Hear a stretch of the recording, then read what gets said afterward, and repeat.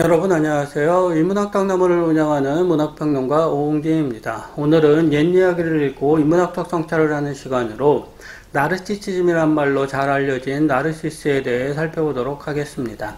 자기애라는 말을 들어보았을 겁니다. 말 그대로 자기를 사랑하는 것입니다. 자기를 사랑하지 않고 어떻게 이 풍진 삶을 살 수 있을까요? 자존감이냐는 말이 요즘도 심심찮게 나오는 걸 보면 자기애는 생명으로 태어난 존재의 본능이라고도 할 수 있습니다. 자존감은 스스로를 존경하는 마음입니다. 자존감이 높은 사람은 자신을 사랑할 뿐만 아니라 남들 또한 사랑할 줄도 압니다. 자존감이 높은 사람일수록 스스로를 낮추어야 할 때는 한없이 낮추는 법입니다. 자존감은 바로 이 맥락에서 자존심과 다릅니다. 자존심이 강한 사람은 자존감이 높은 사람처럼 겸손하지 않습니다. 겸손이란 자신을 낮추는 마음에서 뻗어나옵니다. 자존심을 내세우는 사람은 자신을 낮추어야 하는 상황에서도 자꾸만 자기를 높이려는 고집을 부립니다. 자기애가 도리어 자기를 살리는 게 아니라 자기를 죽이는 상황을 만들어내는 것입니다. 자기의 상징인 나르시스는 강의 신 세피수스와 요정인 리리오페 사이에서 태어났습니다. 세상에서 가장 아름다운 아이가 태어나자 어머니인 리리오페는 예언자인 트레지아스에게 아이가 오래 살 수 있는지를 물었습니다. 트레지아스는 묘한 말을 했습니다. 자신의 아름다움을 깨닫지 못하면 오래 살 수 있다는 것이지요. 아름다움이란 말에는 여러 가지 의미가 뒤섞여 있습니다. 외면적인 아름다움도 있지만 내면적인 아름다움도 있습니다. 내면적인 아름다움에도 여러 덕목들이 있을 수 있습니다. 트레지아스는 분명 자신의 아름다움이라고 말했습니다. 자신을 아름다운 대상으로 인식하지 않아야 오래 살 수 있다는 이 알쏭달쏭한 말은 시간이 흘러 나르시스가 16살이 되면서 비로소 밝혀집니다. 나르시스 주변에는 늘 또래들이 모였습니다. 어디에 있던 나르시스는 환하게 빛이 났습니다. 그 빛을 조금이라도 쐬기 위해 또래들은 늘 나르시스가 있는 곳을 서성였습니다. 하지만 나르시스는 그들에게 전혀 눈길을 주지 않았습니다. 그는 자신을 가장 높은 곳에 세워두었습니다. 위를 올려다볼 뿐 결코 또래들이 있는 아래를 내려다보려고 하지 않았습니다. 자존감이 높은 사람일수록 스스로를 낮추는 미덕을 갖는다고 했습니다. 자존감이 높은 사람은 위에 서 있어도 늘 아래를 주시합니다. 아래에 사는 사람들과 더불어 위로 올라갈 마음을 품고 있다는 말입니다. 이것을 우리는 배려라는 말로 돌려서 표현할 수 있습니다. 스스로를 높은 곳에 세운 나르시스에게는 무엇보다 이러한 배려와 겸손함이 부족했습니다. 모든 사람들이 그를 바라보는데 그는 정작 아무도 바라보지 않으니 그를 좋아하는 이들은 당연히 마음의 상처를 입을 수밖에 없었습니다. 숲의 요정인 에코가 나르시스를 좋아했습니다. 누군가를 좋아하는 마음은 자연이고 본능입니다. 에코는 사냥을 하는 나르시스를 볼 때마다 가슴이 설레었습니다. 말을 걸고 싶었지만 에코는 그럴 수가 없었습니다. 에코는 메아리라는 의미를 지니고 있습니다. 메아리는 홀로 소리를 내지 못합니다. 누군가가 말을 하면 그 말을 반복할 수 있을 뿐입니다. 에코가 사랑하는 사람에게 사랑을 말하려면 그 사람이 먼저 에코에게 사랑을 말해야 합니다. 참으로 고약한 처지가 아닌가요? 헤라의 저주가 그녀를 이렇게 만들었습니다. 헤라가 바람이 난 제우스를 찾아 산속을 헤맬 때 에코는 헤라에게 자꾸만 말을 걸어 여신의 발걸음을 묶어두었습니다. 제우스를 돕기 위해서였습니다. 질투의 여신인 헤라가 가만히 있을 리 없습니다. 여신은 에코에게서 말하는 자유를 빼앗아 버렸습니다. 말하기를 좋아하는 에코의 생명을 빼앗은 거나 마찬가지였습니다. 에코는 자신이 들은 마지막 단어만 반복할 수 있습니다. 나르시스를 마음 깊이 받아들인 에코는 사냥을 하는 나르시스를 은밀히 뒤쫓았습니다. 들여다보면 볼수록 잘생긴 얼굴이었습니다. 당장 나르시스 앞으로 뛰어나가 사랑한다는 말을 외치고 싶었습니다. 그러나 마음뿐이었습니다. 마음이 불타오르는데 그 마음을 표현할 길은 도무지 찾을 수가 없었습니다. 그녀가 사랑을 표현하려면 나르시스가 먼저 그녀에게 사랑을 표현해야만 합니다. 사냥을 하는 나르시스도 문득문득 자신을 따라다니는 어떤 영혼이 있음을 느낀 모양입니다. 어느 날 그는 친구들과 헤어지자 허공을 향해 누가 이곳에 있소라고 외쳤습니다. 에코는 기다렸다는 듯 있소라는 말을 반복했습니다. 나르시스가 깜짝 놀라 나에게로 오시오라고 외치자 에코 또한 나에게로 오시오라고 외쳤습니다. 소리는 들리는데 아무도 나타나지 않았습니다. 나르시스가 다시 우리 함께 합시다라고 외쳤습니다. 에코가 가슴에 품고 있던 말이 드디어 나르시스의 입을 통해 나왔습니다. 에코는 그 소리를 외치며 나르시스 앞에 모습을 드러냈습니다. 여차하면 끌어안을 태세로 나르시스에게 달려들었건만 나르시스는 기겁을 하며 몸을 뒤로 뺐습니다. 나르시스는 아직 에코를 받아들일 마음의 준비를 하지 않았습니다. 그는 목소리로만 들리는 여인을 눈으로 확인하고 싶을 뿐이었습니다. 그런 상황에서 갑자기 에코가 나타나 자기를 안으려고 하니 나르시스는 당황할 수밖에 없었을 것입니다. 나르시스는 에코를 향해 자기를 만지지 말라고 소리쳤습니다. 그리고는 에코의 가슴 깊이 못을 박는 말을 내던졌습니다. 당신과 사랑하느니 차라리 죽는 게 낫지라고 말한 것이지요.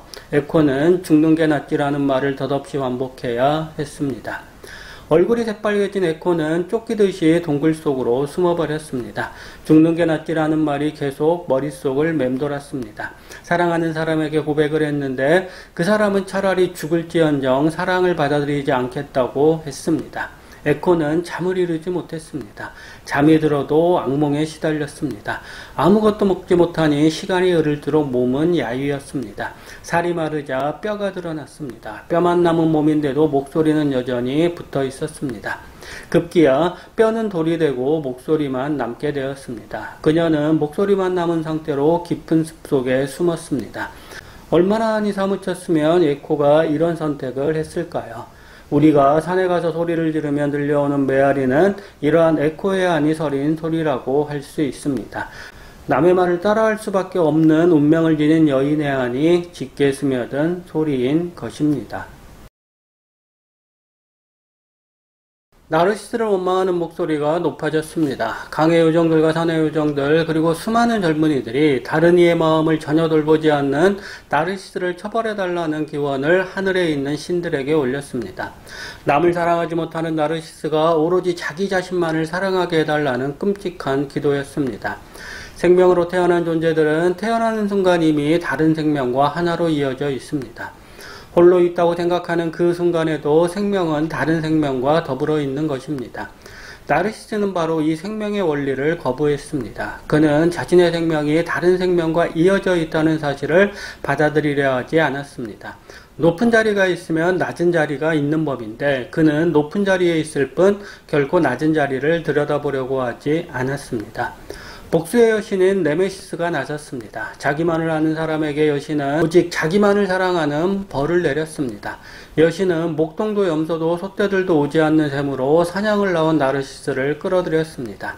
유리처럼 맑은 그 샘에는 하늘을 나는 새도 땅을 노니는 짐승도 보이지 않았습니다. 나무에서 떨어진 낙엽조차 하나 없었습니다. 초록빛 풀이 사방에서 자랐지만 사실 그 샘에는 생명이 없는 거나 마찬가지였습니다. 사랑을 거부한 나르시스가 벌을 받을 장소치고는 참으로 적당한 장소가 아닌가요? 산 여기저기를 뛰어다니느라 목이 말랐던 나르시스는 급하게 샘물을 마셨습니다. 맑은 물로 갈증을 없애고 샘물에서 고개를 드는 찰나 나르시스는 물속에서 자신을 바라보는 희미한 형체를 보았습니다. 어디선가 본 듯한 매력적인 얼굴이었습니다. 그 누구에게서도 느끼지 못한 마음을 불러일으키는 얼굴 말입니다. 나르시스는 저도 모르게 샘물로 손을 내밀었습니다. 놀랍게도 그 얼굴 또한 손을 내밀었습니다. 손과 손이 마주쳤다고 생각한 순간 차가운 샘물이 나르시스를 현실로 내몰았습니다. 그는 주변을 둘러보았습니다. 아무도 없었습니다. 정말로 환상이었던 것일까요? 나르시스는 다시 샘물을 들여다보았습니다. 아름다운 얼굴이 기다렸다는 듯 샘물 속에 나타났습니다.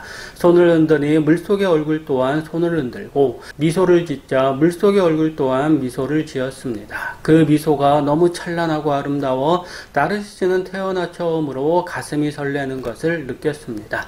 사랑이란 이런 마음인가 보구나 하는 생각이 가슴 깊은 곳에서 올라왔습니다. 샘물 속에 있는 저 사람의 사랑을 어떻게든 받고 싶은데 방법이 없었습니다. 누군가를 사랑하는 마음이 얼마나 달콤하고 동시에 얼마나 고통스러운지 나르시스는 느끼게 되었습니다. 샘물을 들여다보면 사랑하는 사람은 늘 그 자리에 있었습니다. 하지만 그것뿐이었습니다. 손을 내밀어 만질 수도 없었고 대화를 나눌 수도 없었습니다.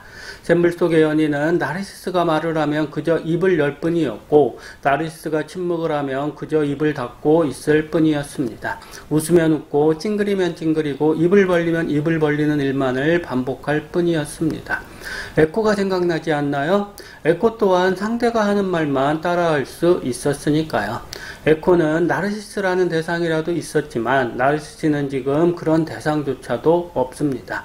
샘물에 비친 존재는 나르시스의 모습을 하고 있지만 나르시스는 아닙니다. 나르시스는 그러니까 자신과 닮은 누군가를 애타게 그리워하고 있는 것입니다. 분명 나르시스는 누군가를 그리워하지만 그 누군가는 자신에게서 나온 환상일 따름입니다. 그가 사랑하는 존재는 오로지 샘물 속에만 있습니다. 그것도 그가 샘물을 들여다보는 순간에만 피어납니다. 샘물을 떠나 주변을 둘러보면 그가 사랑하는 존재는 어디에도 나타나지 않습니다. 늘 사랑의 실체와 같이 있으면서도 그 실체를 환상처럼 느껴야 하는 이 비극을 나르시스는 도저히 견딜 수 없었습니다. 그는 어떤 사랑이 이보다 더 잔인할 수 있느냐고 외칩니다. 사랑하는 마음은 시간이 갈수록 깊어지는데 그를 샘물 밖으로 이끌어낼 방법은 도통 찾을 수가 없습니다. 이대로라면 나르시스는 영원히 샘물에 매여 있어야 합니다. 샘물을 떠나는 순간 사랑하는 이 또한 어딘가로 떠나기 때문입니다. 나르시스에게 샘물이란 무엇일까요? 이것은 복수의 여신인 네메시스가 왜 나르시스를 샘물로 이끌었는지를 묻는 일이 됩니다. 여신은 그저 나르시스로 하여금 샘물에 비친 자기 얼굴을 보게 했습니다. 일반 사람들은 샘물에 비친 자기 얼굴에 빠져 현실을 잊지는 않습니다. 자기 얼굴에 빠졌다가도 이내 정신을 차리고 현실로 돌아옵니다. 나르시스는 샘물에 비친 자기 얼굴을 보는 순간 이 현실을 잊었습니다. 현실로 나오려고 하기는커녕 샘물에 비친 자기 얼굴을 현실로 생각하려고 했습니다. 요컨대 나르시스에게 샘물은 현실이되 현실이 아닌 장소였습니다. 샘물 속에 있는 연인의 입술은 저리 불타오르는데 키스를 하려고 얼굴을 숙이면 이내 샘물이 가로막습니다. 현실이니 나르시스는 그곳을 떠날 수 없고 환상이니 나르시스는 그곳을 떠나야 합니다. 사랑하는 사람은 늘 내 밖에 있습니다. 사람들은 사랑을 통해 연인과 하나가 되는 꿈을 꾸지만 어느 경우에도 사랑하는 사람은 늘 내 밖에 있습니다. 내 밖에 있는 사람을 자꾸만 내 안으로 가두려고 하는 관계는 그래서 사랑이 아니라 집착이 되어버립니다. 집착은 사랑하는 사람이 내 밖에 있다는 걸 인정하지 않을 때 생깁니다. 나르시스가 빠진 딜레마가 바로 이와 같습니다. 그는 샘물 속에 있는 연인을 그대로 인정하지 않습니다. 그는 어떻게든 그 사람을 밖으로 빼내려고 합니다. 만약 샘물 속 연인이 밖으로 나오면 나르시스 자신은 무엇이 되는 것인가요? 그는 샘물 속 연인을 사랑할 수도 없고 그렇다고 샘물 밖으로 나온 연인을 사랑할 수도 없습니다. 이래도 저래도 이루어질 수 없는 사랑을 그는 애타게 갈망하고 있는 것입니다. 나르시스가 간 샘물은 애초부터 생명이 자라나지 않는 장소였습니다. 샘물 주변에 풀이 자라나지만 새 한 마리 날아들지 않고 짐승 한 마리 지나가지 않습니다. 나르시스는 이 샘물을 마신 직후 샘물에 비친 자기 얼굴과 마주칩니다. 풀 이외에는 아무것도 피어나지 않는 곳에서 그 어떤 생명보다 아름다운 얼굴이 피어납니다. 생명이 있되 생명이 없는 얼굴이지요. 현실을 비추지만 그 현실을 곧바로 지우는 얼굴이기도 하고요.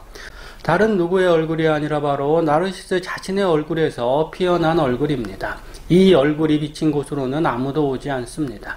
오로지 샘물의 얼굴을 비춘 사람만이 그곳에 머물 수 있습니다. 돌려 말하면 샘물의 얼굴을 비춘 사람이 사라지면 샘물 속에 있는 얼굴 또한 사라집니다. 나르시스는 샘물 속 얼굴을 원하는데 그 얼굴을 얻으려면 나르시스는 샘물을 지켜야 하는 이 모순을 어찌하면 좋단 말인가요? 나르시스는 에코가 걸은 길을 가고 있습니다. 아니, 에코보다 더욱 잔인한 길을 걷고 있습니다. 죽는 게 낫지라는 마지막 말을 읊조리며 에코는 서서히 말라 죽었습니다. 나르시스도 샘물에 비친 자기 얼굴을 애타게 바라보며 서서히 말라가고 있습니다. 바로 앞에 사랑하는 사람이 있는데도 그는 그 사람의 손끝 하나 만질 수 없습니다. 만지려고 하면 일렁이는 샘물이 자꾸만 현실을 일깨울 뿐입니다.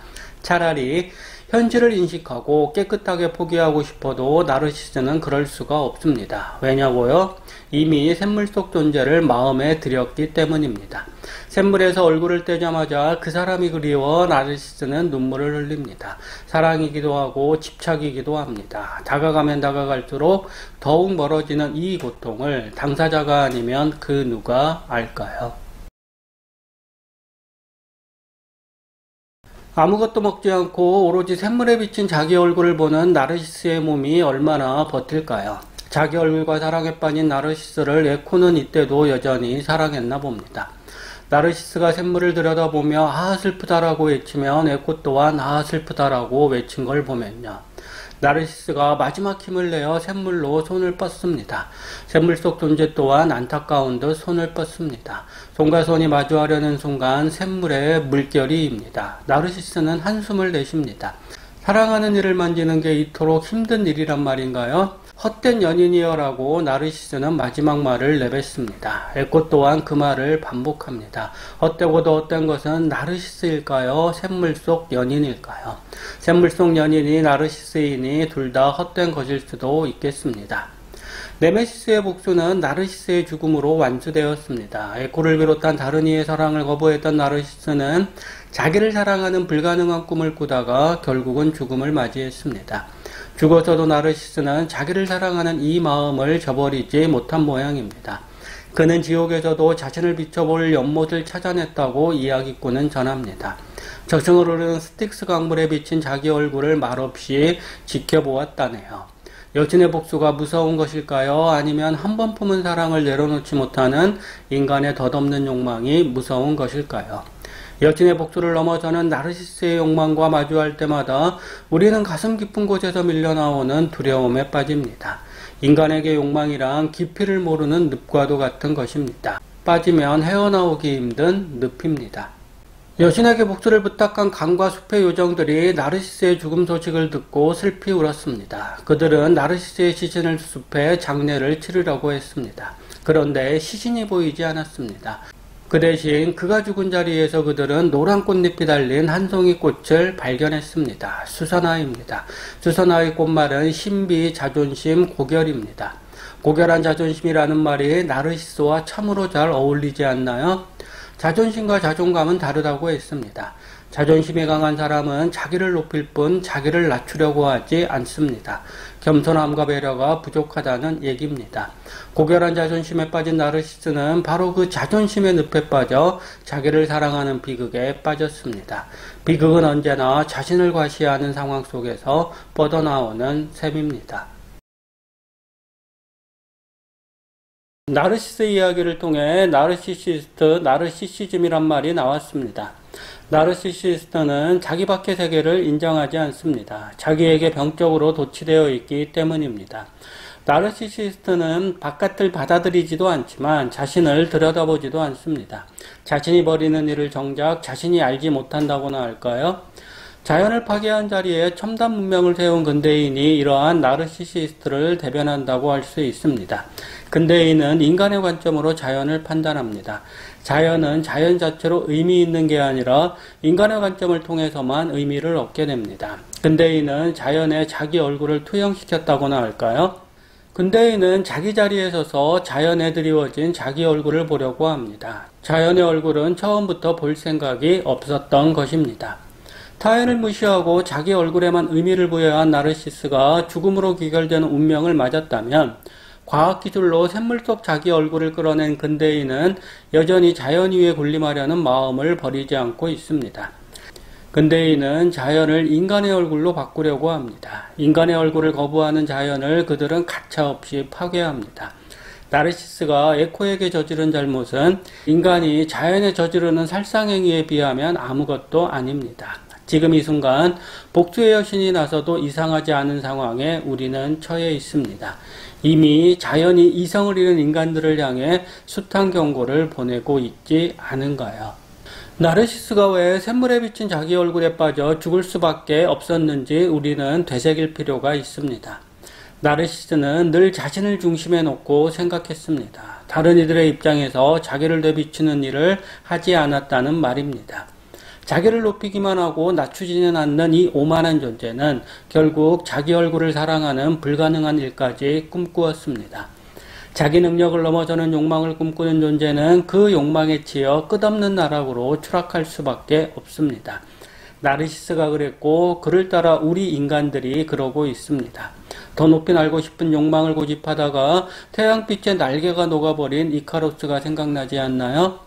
자기를 돌아본다는 건 주변을 돌아본다는 것과 같습니다. 자기를 사랑하려면 먼저 주변에 있는 생명들을 사랑해야 합니다. 자기 밖으로 나간 자만이 자기를 사랑할 수 있다는 점을 나르시스는 정확히 보여주고 있는 것입니다.